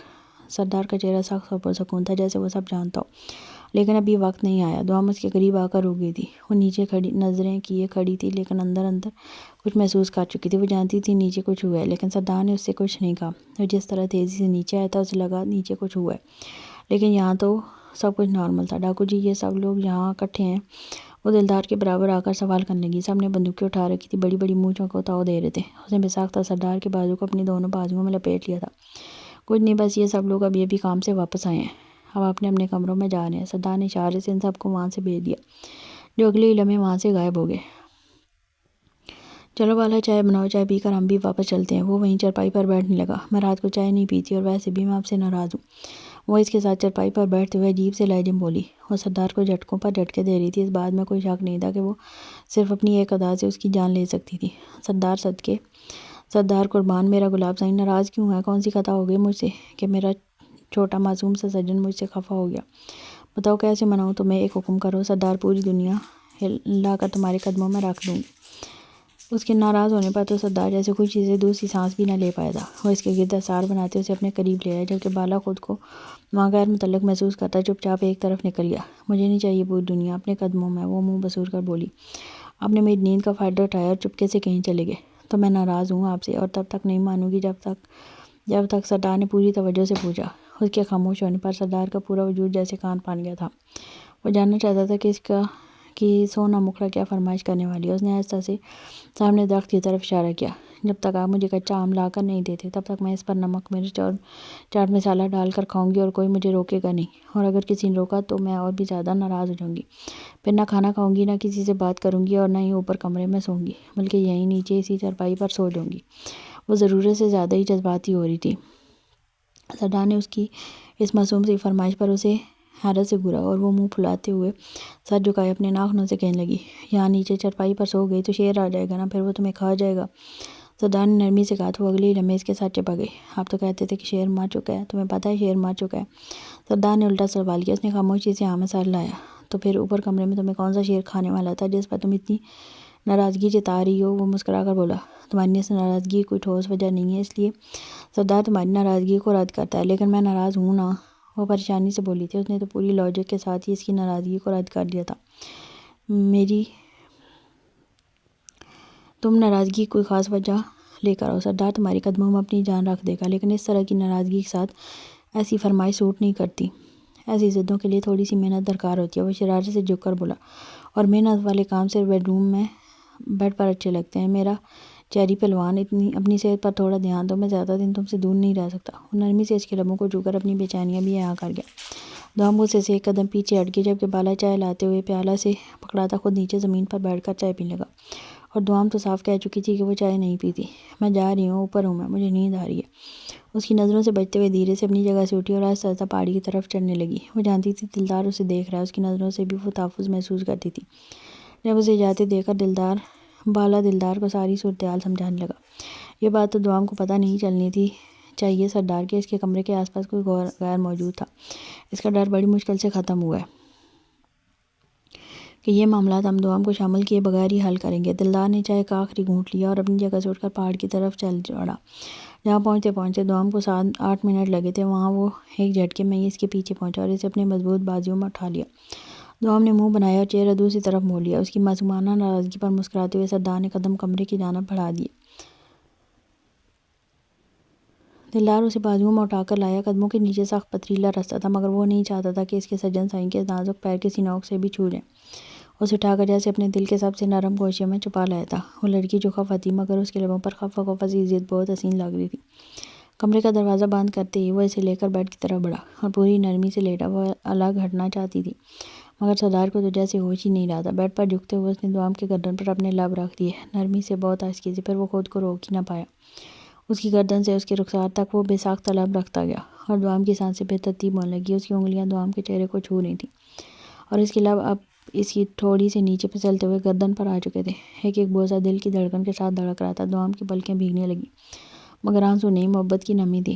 وہ اس کے کانوں کے قریب جھک چکا تھا، سرد سانسیں اس کے کانوں کو چھو رہی تھیں۔ وہ اس کے بالوں کی لٹوں کو سمیٹتا اس کے گردن کو اور بے خود ہو کر چوم رہا تھا۔ پھر اس نے دوام کا چہرہ اپنے ہاتھوں میں لیا اور ہولے سے اس کے لبوں کو چھوا، پہلے ایک ہلکی سی چبھن، پھر تھوڑی شدت، اور پھر وہ لمحہ جب اس کی سانس دوام کے اندر تک اتر گئی۔ دوام کے کمر میں بازو ڈالے وہ اسے خود سے اور قریب کر چکا تھا، جب کوئی خزانہ ہو، جیسے کوئی خزانہ ہو جو بکھر نہ جائے، جیسے اسے چھپا لینا۔ لبوں کی وہ گرفت ایک پل نہ رکی۔ وہ اس کی گردن، اس کے کندھوں اور بازوؤں تک بے خودی سے اپنے لمس سے سجا رہا تھا۔ سردار اس کے بدن کی ہر عدت میں کھو چکا تھا، ہر سانس، ہر لمحہ اس کے لبوں کو اپنے لبوں میں قید کیے وہ اس کی سانسوں پر اپنی شدت اتار رہا تھا۔ ہر لمس میں ایک بے چین خمار تھا، شدتوں میں ایک بے قابو جذبہ۔ دوام کی سانسیں رک رک کر آزاد ہو رہی تھیں اور وہ ان سانسوں کی مہک کو خود میں سمیٹے جا رہا تھا۔ وہ اس کی گردن کے نیچے سے کندھوں کے بیچ آ چکا تھا اور اس کی لبوں کی نرمی اس کے نازک بدن پر بکھرتی جا رہی تھی۔ اس کے ہاتھ خود بخود اس کے گرد لپٹ چکے تھے، لیکن اگلے لمحے اس کے اندر ایک احساس نے چنگاری سی دوڑا دی۔ وہ جھٹکے سے تھوڑا سا پیچھے ہٹی اور اس کی پیٹھ پر موجود زخموں پر نگاہ پڑی۔ سینے کی دبی چیخ لبوں پر آ کر ہو گئی۔ ڈاکو جی، آپ کے زخم، وہ کانپتی آواز بولی۔ آنکھوں میں فکر مندی اتر آئی تھی۔ آپ کو درد ہو رہا ہوگا نا؟ اس کا ہاتھ بے ساختہ اس کے سینے کے زخم پر پھسل گیا۔ دلدار مسکرا دیا۔ جس نے شیر کا سامنا کیا تھا وہ محبت کے سامنے بے بس ہو چکا تھا، لیکن وہ اس کے پاس سے ہٹنے لگی تھی، مگر سردار نے آہستگی سے اس کا چہرہ تھام لیا۔ محبت اگر روکنے لگے تو شدتیں بے بہانی ہو جائیں گی، میرا سونا مکڑا۔ اس کے لبوں سے الفاظ نہیں، سانسیں نکلی تھیں اور اگلے لمحے وہ اسے اپنے بازوؤں میں قید کر چکا تھا۔ میری کوئی تکلیف مجھے تم تک آنے سے روک نہیں سکتی۔ اگر مر بھی رہا ہوں نا، تو بھی تمہاری قربت کی خواہش ختم نہیں ہوگی۔ اور میرا گلاب سائیں، تم نے مجھے دیوانہ کر دیا۔ اس کے ہونٹوں سے نکلے الفاظ میں ایک بے قابو جنون تھا، وہ جنون جو کسی کی چاہت میں اپنی حدیں پار کر چکا تھا۔ وہ ایک بار پھر اس پر جھک چکا تھا، اس کی سانسوں پر اپنا سارا وجود وار کر، شدت سے، دیوانگی سے اس کے لبوں کو اپنی گرفت میں لے رہا تھا۔ ہلکا سا وزن دوام کے نازک بدن پر ڈالے اس نے اسے بیڈ پر لٹاتے ہوئے نرمی سے اس کے کندھے سے فراک نیچے سے سرکا دی اور تیزی سے اس کے لب ایک بار پھر حرکت میں آ چکے تھے۔ وہ جیسے ہوش کھو چکا تھا، اس کے وجود کی خوشبو نے اسے مدہوش کر دیا تھا۔ لب، گردن، کندھے، ہر جگہ وہ بکھر رہا تھا، چوم رہا تھا، جیسے وہ سب کچھ پا لینا چاہتا ہو اسے ایک لمحے میں۔ دوام مکمل خاموشی کے ساتھ اس کی شدتیں سہ رہی تھی، سحر زدہ سی تھمی ہوئی سانسوں کے ساتھ، لیکن وہ شدت پسند تھا۔ اس کے ہاتھ بے ساختہ اس کے کندھے تک آ رکے، مگر اگلے ہی لمحے وہ اپنی جھجک میں ہاتھ پیچھے کھینچ لیتی۔ وہ زخم تھا، دوام اس کو تکلیف نہیں دینا چاہتی تھی، لیکن جب وہ حد سے زیادہ جنونی ہونے لگا تو اس کی برداشت جواب دینے لگی۔ اس نے نرمی سے چادر کو اپنی مٹھی میں دبوچ لیا، ہونٹ کپ کپائے، پلکیں بھاری ہو گئیں۔ طبیعت سے اپنے ہاتھ پر گرفت محسوس ہوئی۔ سردار نے نرمی سے اس کا ہاتھ تھاما اور اپنے گرد لپیٹ لیا۔ ایک لمحے کو وہ ٹھٹک گئی، پھر آہستگی سے آنکھیں میچ لیں اور خود کو مکمل طور پر اس کی پناہوں میں سونپ دیا کہ جیسے اس شدت، اس جنون میں وہی ایک جگہ تھی جہاں وہ محفوظ تھی۔ اس کے زخموں پر دوام کی سخت گرفت نے اسے ایک عجیب سا سکون دیا۔ وہ نرمی سے مسکرا رہا تھا، جو مسکراہٹ اس کے لبوں سے دوام کی قربت میں کبھی کم نہ ہوتی تھی۔ ایک بار پھر اس کے لبوں نے اس کے لبوں کو چھوا۔ کوئی تکلیف، کوئی درد، کوئی زخم، کسی بات کی پرواہ نہیں تھی۔ اسے معلوم تھی بس ایک بات، اس کی زندگی اس کی پناہوں میں تھی، اسی قربت میں جو ہر درد، تکلیف سے دور لے جاتی تھی۔ اس کی آغوش میں درد کی جگہ نہیں تھی، صرف محبت کی گرم خوشبو تھی جو ہر زخم کو بھلا دیتی ہے۔ صبح کی پہلی کرن کے ساتھ جب اس کی آنکھ کھلی تو وہ دلدار کی باہوں میں سختی سے قید تھی۔ اس کے سینے پر ایک زخم اب واضح ہو چکا تھا، سفید پٹی پر سرخ خون کے دھبے نمایاں تھے۔ دوام خواہ مخواہ شرمندہ ہو گئی۔ اس نے نرمی سے اپنی نازک انگلیاں سرخ دھبوں پر پھیر دیں۔ میری کوئی غلطی نہیں ہے، یہ سب آپ کی بےتاب شدتوں کا نتیجہ۔ رات میں تو یہ پاگل ہی ہو جاتے ہیں، لیکن پھر تھوڑی دیر بعد دل میں کچھ نرم ہوا۔ اس کی بند آنکھوں کو دیکھتے ہوئے کہا، I'm sorry، شاید غلطی میری تھی، لیکن آپ بھی پورے جن ہیں، غلطی آپ کی ہے۔ پتہ نہیں کس احساس کے تحت دوام نے نرمی سے اپنے لب اس کے زخم پر رکھے، پھر پیچھے ہٹ کر اس کے چہرے کی طرف دیکھا۔ آنکھیں اب بھی بند تھیں، لیکن اس کے ہونٹوں پر نرم سی مسکراہٹ تھی۔ پھر کچھ یاد آیا تو اچانک وہ اٹھ کر بیٹھ گئی، غصے سے اسے گھورتے ہوئے بولی، ہائے اللہ، میں تو ناراض ہوں۔ وہ اس کے ہاتھ کو ایک جھٹکے سے پیچھے کرتے ہوئے وہ بیڈ سے اٹھ گئی تو سردار نے آنکھ کھول کر خفگی سے اسے دیکھا۔ وہ اسے جھٹک کر دور ہو گئی، آنکھوں میں خفگی تھی اور منہ پھیر کر واش روم کی طرف چل پڑی۔ میں ناراض ہوں، مجھے بات کرنے کی ضرورت نہیں۔ دلدار حیران تھا، اس کی ناراضگی میں بھی ایک انوکھی خوبصورتی تھی۔ میرا ناراض سائیں، ایسی ناراضگی میں تم اور بھی پٹاخہ لگتی ہو، تمہیں کچھ دیر اور ناراض رہنا چاہیے۔ یہ کہہ کر وہ کمبل اوڑھ کر دوبارہ سو گیا۔ وہ تازہ دم ہو کر باہر نکلی تو سردار منہ تک کمبل میں لپٹا گہری نیند سو رہا تھا۔ اس نے منہ بنایا، پھر جائے نماز پر کھڑی ہو گئی۔ نماز مکمل کر کے اس نے ہاتھ دعا کے لیے اٹھا کر ایک ٹوک نظر بستر کی طرف ڈالی۔ اللہ جی، پیارے اللہ جی، لوگوں کو بیویوں کی قدر کرنا سکھائیں۔ اگر بیوی کوئی فرمائش کرے تو اسے پورا کرنا سکھائیں۔ اگر بیوی ناراض ہو تو اسے راضی کرنا سکھائیں۔ یہ کیا بات ہوئی، بیوی ناراض ہے اور لوگ گھوڑے بیچ کر سو رہے ہیں؟ یہ تو سچ مجھ میں سو گئے ہیں، لگتا ہے آواز اونچی کرتی ہوں۔ اس نے شرارت سے سوچا اور پھر بولی، یہ دیکھے بغیر کہ اتنی تیز چڑیا جیسی آواز سن کر وہ بے ساختہ اٹھ بیٹھا تھا۔ کمبل ایک طرف پھینکتے وہ پوری طرح اپنی نظریں اس پر مرکوز کیے ہوئے تھا۔ اب وہ اس کی سوچوں سے بالکل الگ کام کر رہی تھی، سادہ اور معصوم دکھنے والی لڑکی، لیکن شرارتی وہ حد سے زیادہ تھی۔ وہ نہیں جانتی تھی وہ یہ سب کر کے اپنے لیے خود مصیبت کھڑی کر رہی ہے۔ وہ ان حرکتوں کی وجہ سے ان کے لیے پاگل ہو رہا تھا، اور اگر وہ ایسی ہی ادائیں دکھائی دی تو سردار تو کسی کام کے قابل ہی نہیں رہے گا۔ اس کا دھیان پھر سے اس کی دعا کی طرف گیا۔ اللہ جی، میں نے کیا مانگا تھا؟ پوری دنیا مانگ لی کیا؟ صرف ایک کیری ہی تو مانگی تھی۔ اب بندی بیمار ہو، بندی پر شیر نے حملہ کیا ہو تو بیوی کی اتنی سی فرمائش تو پوری کر ہی سکتے ہیں، اور اتنا زیادہ محبت کا دعویٰ۔ اللہ جی، اگر آپ نے کسی کے دل میں محبت ڈالی ہے تو پھر اسے قدر کرنی چاہیے نا محبت کی، لیکن یہاں تو کسی کو قدر ہی نہیں۔ دیکھیں اللہ جی، جیسا کہ آپ کو پتہ ہے میں ناشکری بالکل بھی نہیں ہوں۔ آپ نے مجھے جو کچھ دیا بہت اچھا دیا، آپ کا بہت بہت شکریہ، لیکن اگر مجھے تھوڑا سا اور مل جائے تو اس میں کوئی کباہت تو نہیں۔ میں مانتی ہوں زندگی امتحانوں سے بھری ہوئی ہے، ماں باپ نے بچپن میں ہی ساتھ چھوڑ دیا تھا۔ وہ بیڈ پر بیٹھے اس کی آواز میں نمی سی اترتی محسوس کر کے حیران ہوا۔ اس کی مسکراہٹ کہیں کھو گئی تھی۔ میں اپنے تایا چاچا کے رحم کرم پر پلی۔ اللہ آپ کا شکریہ، آپ نے ہر حال میں مجھے بہتر سے نوازا۔ وہ ہنس کر بولی، لیکن کیری تو شادی سے پہلے بھی کھاتی تھی نا، چھپ چھپ کے، اور اگر کبھی کسی نے پکڑ بھی لیا تو اتنی سی بات کے لیے کسی نے مجھے کبھی ڈانٹا نہیں تھا۔ لیکن آپ نے دیکھا جس شخص کو آپ نے مجھے محبت کرنے کے لیے بھیجا وہ مجھ سے ڈانٹا ہے، غصے سے آنکھیں دکھاتا ہے، بڑی بڑی مونچھوں کو تو دیتا ہے، وہ بھی صرف کیوں؟ ایک کچا آم کھانے کی وجہ سے، صرف ایک چھوٹا سا کچا آم کھانے کی وجہ سے۔ میں نے تو کبھی نافرمانی بھی نہیں کی، میں ہر بات مانتی ہوں، پھر بھی ایسا ظالم شوہر ملا ہے مجھے۔ اب کی تو آواز میں باقاعدہ لاڈ بھرا ہوا تھا، جیسے وہ اللہ سے نہیں سچ میں کسی دوست سے باتیں کر رہی ہو۔ سردار اس کے لہجے پر حیران رہ گیا تھا۔ اللہ جی، میں بتا رہی ہوں، یا تو ڈاکو جی کو اچھا کر دیں یا پھر مجھے مجبور ہو کر شوہر کی نافرمانی کرتے ہوئے چوری چھپ کے آم کھانے جانا پڑے گا۔ کمرے میں مکمل خاموشی تھی۔ وہ سمجھ چکی تھی اس کی باتیں کوئی نہیں سن رہا، بلکہ اس کا ظالم اور جابر شوہر گہری نیند سو رہا ہے، اس لیے وہ معصوم سی منمناہٹ کے ساتھ بول رہی تھی۔ پورا ارادہ تھا شوہر کی نافرمانی کرنے کا۔ سردار تو اس کے لہجے پر اشش کر اٹھا تھا۔ وہ دعاؤں میں اس کے خلاف سازش سے نہیں کر رہی تھی اور وہ اس کی معصومیت پر من مٹا تھا۔ دیکھیں اللہ جی، میں پہلے ہی معافی مانگ رہی ہوں، مجھے شوہر کی نافرمانی کی سزا مت دیجیے گا، لیکن اب میں مجبور ہو چکی ہوں۔ وہ جیسے دعا ختم کر رہی تھی، سردار خاموشی سے دوبارہ لیٹ گیا۔ وہ بیٹھ کر سے ٹیک لگا کر اسے دیکھ لگا تھا، جبکہ وہ نماز ختم کرتے ہوئے پلٹی۔ اس کی آنکھیں کھلی تھی، وہ بیڈ کے کونے سے ٹیک لگا کر آرام سے بیٹھا ہوا تھا۔ اس نے نظریں جھکا کر ادھر ادھر نگاہ گھمائی۔ اس سے پہلے کہ وہ کچھ کہتا اس نے جھٹ سے قرآن پاک اٹھا کر اپنے چہرے کے قریب کر لیا۔ ہائے اللہ جی، چھوٹا سا اشارہ ہی کر دیتے کہ جن سب کچھ سن رہے ہیں تو میں اپنا منہ بند کر لیتی، دل ہی دل میں آپ سے باتیں کر لیتی۔ اس کی نرم مگر بلند آواز لاؤڈ اسپیکر کی طرح گونج رہی تھی۔ شاید وہ یہ دل میں بولنا چاہتی تھی اور پھر ایسی قرآن پاک میں ڈوب گئی کہ دوسری کوئی چیز نظر ہی نہیں آ رہی تھی۔ سردار کافی دیر انتظار کرتا رہا کہ اس کی تلاوت ختم ہونے کا، تاکہ پوچھ سکے کہ ان ساری باتوں کا مقصد کیا تھا، اور وہ نافرمانی کرنے والی تھی۔ اس بات نے دل میں ہلچل بھی مچا دی تھی، لیکن نہ وہ تلاوت ختم کر رہی تھی نہ ادھر ادھر دھیان دے رہی تھی۔ آخر رت جگہ نے اثر دکھایا، دماغ پر نیند سوار ہوئی اور وہ سونے پر مجبور ہو گیا تھا۔ وہ تھوڑی دیر بعد چوری اسے دیکھ لیتی، پھر نظریں جھکا کر دوبارہ تلاوت میں مشغول ہو جاتی۔ کبھی وہ اس کے چہرے کے زاویے پر تھی، کبھی اس کی آنکھوں کی بند پتلیوں میں اپنی شامت کا عکس تلاش کرتی، لیکن جیسے جیسے وہ قرآن پاک میں زیادہ ڈوبتی گئی، سردار کا خیال کہیں پیچھے رہ گیا۔ دل پوری طرح اب کی باتوں میں کھو گیا۔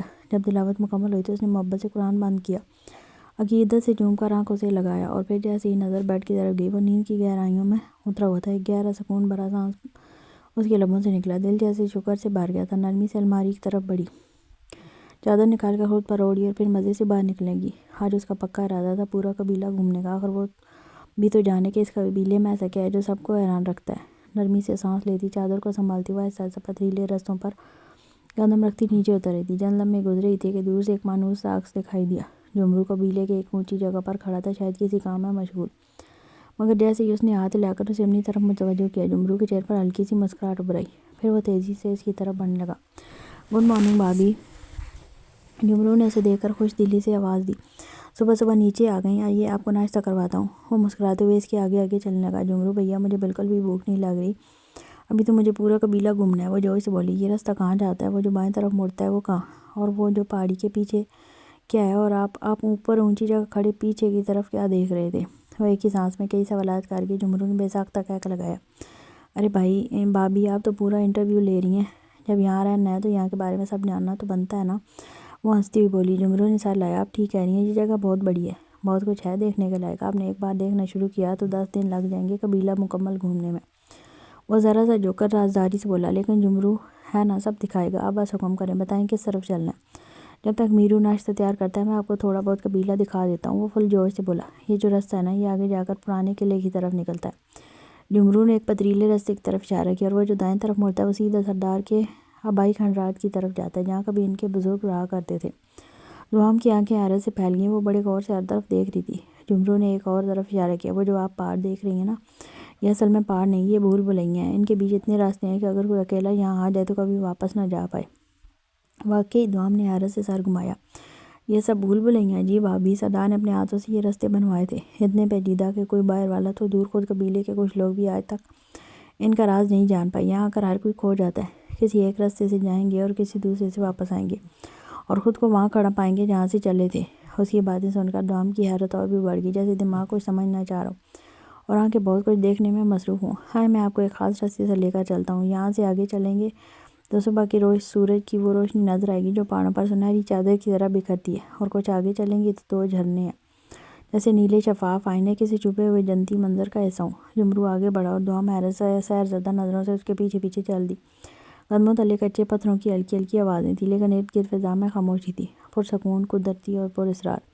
بلند و بالا پہاڑ تھے، جیسے قدرتی فنکار نے انہیں جوڑ کر ایک عظیم شاہکار تراشا ہو۔ کہیں 2 چٹانیں ایک دوسرے سے الجھی ہوئی تھیں تو کہیں قدرتی محرابیں بنی ہوئی تھیں، جن سے روشنی کی کرنیں ایسے گزر رہی تھیں جیسے کسی پرانے مندر کی گزرگاہوں میں سورج جھانک رہا ہو۔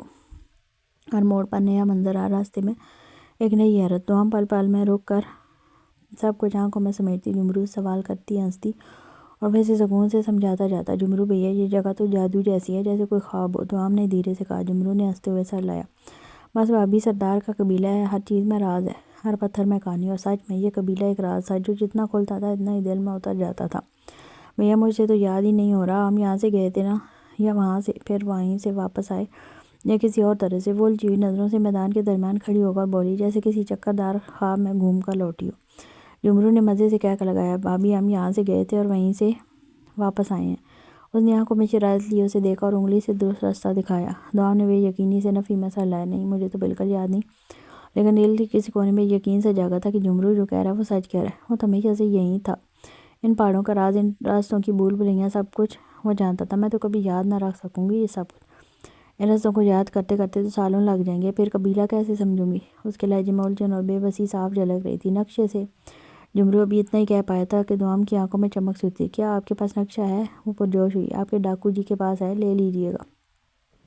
سچ میں ان کے پاس ہے؟ میں آج ہی مانگوں گی۔ سچ میں؟ اگر وہ نقشہ دے دیں تو میں قبیلے کو یاد کر لوں گی، پھر میں چھپ چھپ کر آم کھاؤں گی، بالکل وہیں جا کر بیٹھوں گی جہاں آپ نے بتایا تھا وہ جھرنا ہے۔ وہ ایسا بولی جیسے کوئی چوری کا پلان شیئر کر رہی ہو، مگر جمرو نے سن لیا اور اسے گھن لگی۔ ایسے مت گھوریے جمرو بھیا، میرا تو اس دنیا میں کوئی نہیں ہے، نہ ماں، نہ باپ، نہ کوئی بھائی جو میری چھوٹی چھوٹی خواہشیں پورے کرے۔ دوام کی آواز دھیمی ہوتی چلی گئی، جیسے وہ کوئی پرانا درد کھو رہی ہو۔ یہاں کر احساس ہوا، اللہ نے مجھے 2 بھائی دے دیے ہیں۔ بالا بھیا تھوڑے سخت ہیں، لیکن آپ تو بالکل میرے جیسے ہیں۔ اس کی معصوم باتوں پر جمرو کا دل بھی بھر آیا۔ وہ کچھ بول نہ سکا، صرف اسے دیکھتا رہا۔ سوچا تھا آپ سے بہت فرمائشیں کروں گی، لیکن ڈاکو جی کے سامنے آپ کی ایک بھی نہیں چلتی، ورنہ میں تو بڑے ٹاٹ سے کہنے والی تھی میری جمرو بھیا میرے لیے ڈاکو جی سے بھی لڑ جائیں گے۔ اس نے ہنستے ہوئے شرارتی انداز میں کہا اور جمرو بھی ہنس دیا۔ بھابھی آپ کی ہر خواہش سارا آنکھوں پر، میرا بس چلے تو پورا آم کا درخت اکھاڑ کر آپ کے قدموں میں رکھ دوں، لیکن آپ کی صحت کا بھی خیال رکھنا ہے۔ سردار نے کتنا ڈانٹا تھا نا اس دن، ڈانٹنا ہی تھا ہمیں بھی، کیا بنا سوچے سمجھے درخت پر چڑھ گئے، ایک دو آم توڑ کر چھپ کر کھا لیتے، لیکن نہیں، ہم تو پورا مشن لے کر چڑھ گئے تھے۔ یہ سب بالا کی وجہ سے ہوا، وہ نہ چیختا تو سردار کو پتہ ہی نہیں چلتا کہ ہم کہاں ہیں، ہر کام میں اتنا شور مچاتا ہے۔ جمرو نے بالا کو کٹہرے میں لا کھڑا کیا۔ ہاں نا، یہ آپ بالکل صحیح کہہ رہے ہیں جمرو بھیا، اگلی بار بالا بھیا کو نہیں شامل کریں گے، نواب نے پرجوش انداز میں کہا، جیسے کوئی پلان پکا کر رہی ہو۔ ویسے ہم اس پہاڑ کے پیچھے گئے تھے نا، جہاں وہ چھوٹی سی غار تھی جس کے بارے میں آپ بتا رہے تھے کہ وہاں کو بزرگ نماز پڑھتے تھے، اس نے اچانک پوچھا۔ جمرو نے نفی مثال لایا اور دوسرے راستے کی طرف اشارہ کیا۔ نہیں بھابھی، وہ غار اس طرف ہے۔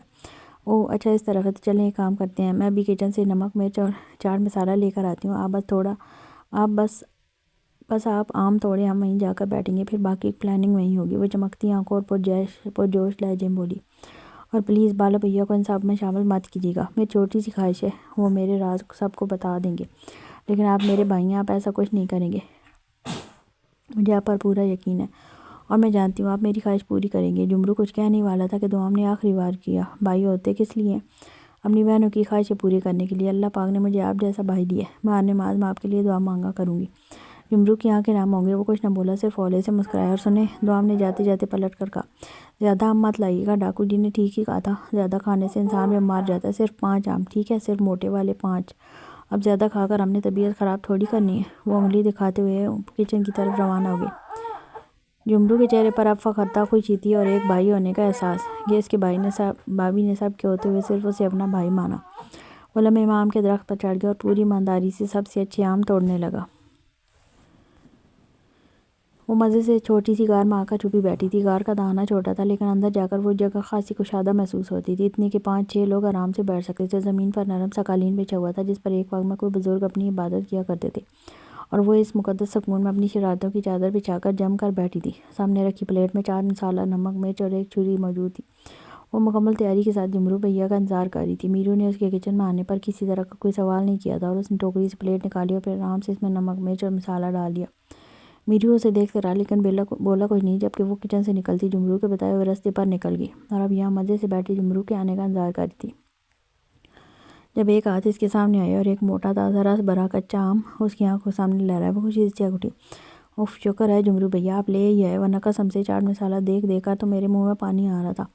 وہ جلدی آم کو ہاتھ میں لیتے ہوئے کاٹنے لگی۔ چلیں بیٹھ جائیں، آپ کو بھی آج زندگی کے اصل مزے سے متعارف کرواتی ہوں، یہ لیں چکھیں ذرا، اگر سواد نہ آیا تو میرا نام بدل دینا۔ وہ بڑے فخر سے آم کی ایک سلائس پر چاٹ مسالہ چھڑکتے ہوئے ہنسی خوشی سے اٹھا کر اس کے منہ کی طرف بڑھا رہی تھی، لیکن جیسے ہی نظر سامنے کھڑے شخص پر پڑی اس کے چہرے سے رنگ ہی اڑ گیا۔ وہ جمرو نہیں تھا، ڈاکو جی۔ الفاظ اس کے لبوں پر آ کر منجمد ہو گئے، اس کی آنکھیں جلوہ بھر پہلے شرارت سے چمک رہی تھی، اب آنکھوں میں خوف لی ہوئی تھی۔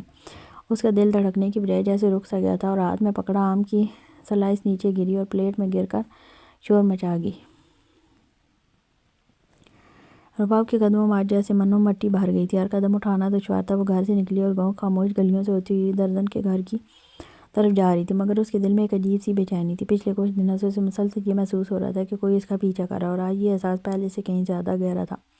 ہر موڑ پر، ہر قدم پر اسے محسوس ہوتا جیسے کوئی نگاہ اس پر جمی ہے، کوئی سایہ اس کے پیچھے چل رہا ہے۔ اس نے گھبرا کر مڑ کر دیکھا، لیکن وہاں کوئی نہیں تھا، صرف خالی گلیاں اور خاموش شکار جو اپنی دیواروں کے پیچھے ہزاروں راز چھپائے کھڑے تھے۔ دوام کے سردار کے ساتھ جانے کے بعد سے رباب کی زندگی جیسے بدل گئی تھی۔ اب اس کی صبح 11 بجے نہیں ہوتی تھی، بلکہ فجر کے ساتھ ہی گھر میں ہنگامہ شروع ہو جاتا، پورے صحن میں جھاڑو لگاؤ، کنویں سے پانی بھرو، ناشتہ تیار کرو۔ وہ جیسے ایک ملازمہ بن کر رہ گئی تھی، دن رات کام میں جٹی رہتی، لیکن کہاں وہ آرام دہ زندگی جو اس نے برسوں گزاری تھی، اور کہاں اب یہ مشقت۔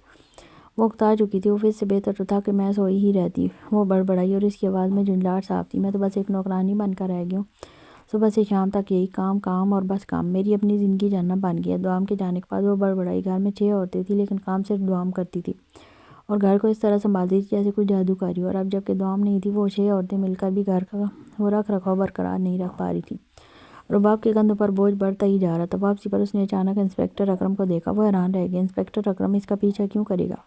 اس سے اس کا کیا لینا دینا ہو سکتا ہے؟ وہ تو پہلے ہی زندگی سے اکتائی ہوئی تھی، اس پر یہ نیا خوف